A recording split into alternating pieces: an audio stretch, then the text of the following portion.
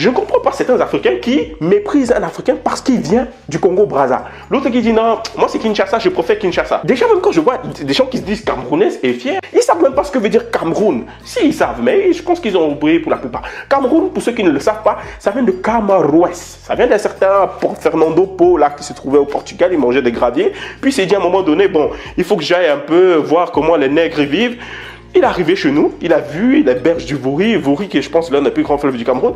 Et il s'est dit, mais il y a énormément de crevettes ici. Du coup, je vais appeler ça Rio dos Comoros. Que veut dire Rio dos Comoros? Rivière des crevettes. Et c'est de ce Camaroès-là qu'est parti Cameroun avec un K, parce que le Cameroun était d'abord une colonie allemande, puis c'est devenu Cameroun avec un 2O, comme en anglais, puis c'est Cameroun avec un U, et les deux. Donc du coup, on se rend compte, en fait, celui qui dit que je suis fier de ce Camerounais, il est fier d'être une crevette. C'est ça la réalité des choses. Quand vous avez certains Africains qui viennent du Congo, je ne parle pas ici de Kinshasa, mais du Congo-Brazza, et qui disent je suis fier d'être Brazzavillois. Mais est-ce que tu sais ce que veut dire Brazzaville? Ça veut dire la ville de Brazza. Mais qui est Brazza? Brazza, c'est Savorgnan de Brazza. Mais qui est Savorgnan de Brazza? S'il y a encore un même autre colon qui vient d'Occident, il arrive chez nous, il voit des gens qui vivent dans une grande société, l'Empire Congo et tout ça, et du coup, il massacre un peu les gens comme ça, il viole des femmes batékées. Il a violé des femmes batékées. Ce Savorgnan de Brazza, avec toute sa troupe de zouaves là. En fait, c'était pas juste des racistes, c'était aussi des, comment j'appelle, des frustrés sexuels. Parce que tu peux pas être raciste et aller violer quelqu'un que tu juges qui est en dessous de ton espèce. Vous voyez ce que je veux dire? En fait, c'était des frustrés sexuels. Parce que quand ils arrivent, ils voient des belles femmes, ils se disent, bon, on va quand même faire abstraction du racisme. On appelle aujourd'hui maintenant la capitale du Congo Brazzaville. Donc ça veut dire que quand tu dis aujourd'hui, je suis fier d'être Brazzavillois, tu fais référence au fait que tu es fier d'être d'une ville dont ça porte le nom de quelqu'un qui est venu violer peut-être même l'une de tes ancêtres, qui sait? Vous voyez? Et ça ne s'arrête pas là. Il y a d'autres pays, et je veux prendre le cas par exemple de la Côte d'Ivoire, mais ça, rien que le nom le dit déjà, la côte où il y a de l'ivoire. C'est que les Français arrivent, ils voient des éléphants, ils massacrent, et puis ils prennent l'ivoire, et après ils te disent qu'ils sont en voie d'extinction. Ouais? Et puis ils te disent, on va appeler ça la Côte d'Ivoire. La Côte d'Ivoire. Et toi, demain, tu dis, je suis fier d'être ivoirien. Ouais? Imaginez, c'est un peu comme si un Israélien aujourd'hui donne à sa capitale Hitlerville. Où moi j'arrive, mon prénom c'est Will, je dis bon, je crée une ville, un pays qui s'appelle la Willy. Toi tu dis demain que tu es fier d'être Willien.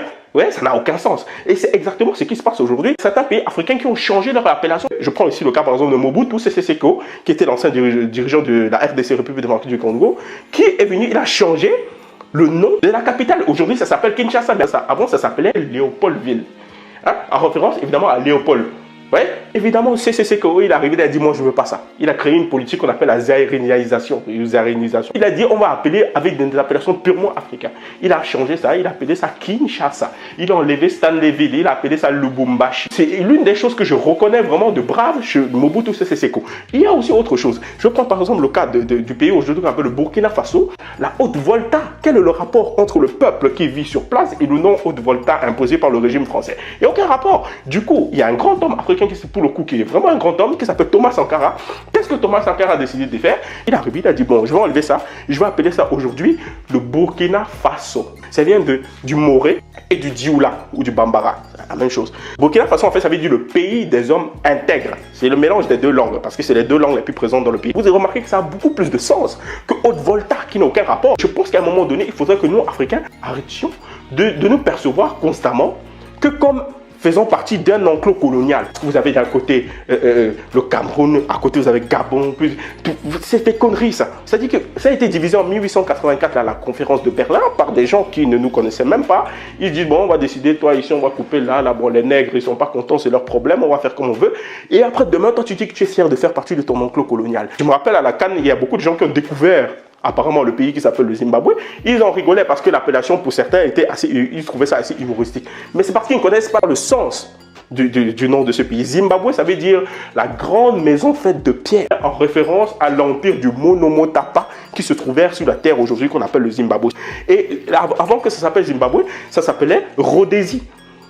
Rhodésie, c'est-à-dire, je ne sais même plus si c'était la Rhodésie du Nord ou de Rhodésie du Sud, mais ça n'a pas vraiment de sens à ce rythme-là. Mais Rhodésie, pourquoi? Parce que l'ancien dirigeant de l'Empire britannique, il s'appelait Cecil Rhodes.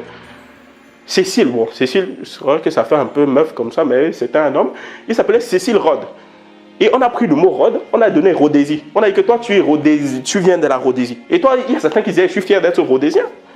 Vous voyez à quel point on nous infantilise et après on est fiers de faire partie de ces enclos coloniaux-là. Mugabe est arrivé avec toute sa troupe d'indépendantistes, il a dit on ne veut pas de ça. Nous, on va appeler notre pays Zimbabwe parce que c'est beaucoup plus noble pour nous et ça vient de notre langue. Il y a un sens à tout. Et nous, Africains, il faudra qu'on sorte de notre vision nationaliste qu'on a de nos terres. Nous, Africains, on est fiers de faire partie des enclos coloniaux. Et c'est d'ailleurs pour ça qu'on a un mépris envers notre frère qui vit ici en Occident. Vous voyez des Congolais qui vont dire non, moi je pense pas comme les Camerounais. Vous voyez un Ivoirien qui va dire non, moi les Ghanéens, j'aime pas. D'ailleurs, même le Ghana, avant le Ghana s'appelait Gold Coast, qui veut dire la côte de l'or. Mais les Ghanéens ont vite compris. Kwame Nkrumah, un grand homme africain, il est arrivé, il a compris, il a dit non, moi je veux pas de Gold Coast. Je vais appeler ça Ghana, en référence à l'empire du Ghana qui existait en Afrique avant. Donc vous remarquez que tout ça avait pour but de revenir à notre valeur, à nos valeurs traditionnelles. Et c'est quelque chose de beaucoup plus noble que de garder ces appellations farfelues. Le mieux même, ce n'est pas de garder les appellations farfelues, c'est d'unir ces pays-là. Je prendrai juste ici pour exemple le pays qui est le Ghana. Dans la constitution du Ghana, il est écrit qu'il ferait abstraction à leur indépendance dans le seul but de s'unir à d'autres pays africains. Ce qui veut dire que aujourd'hui, le Ghana est un pays indépendant, mais il pourrait mettre fin à leur indépendance si et seulement si ils s'unissent avec les autres pays africains. C'est écrit dans le livre « L'Afrique doit s'unir » de Kwame Nkrumah.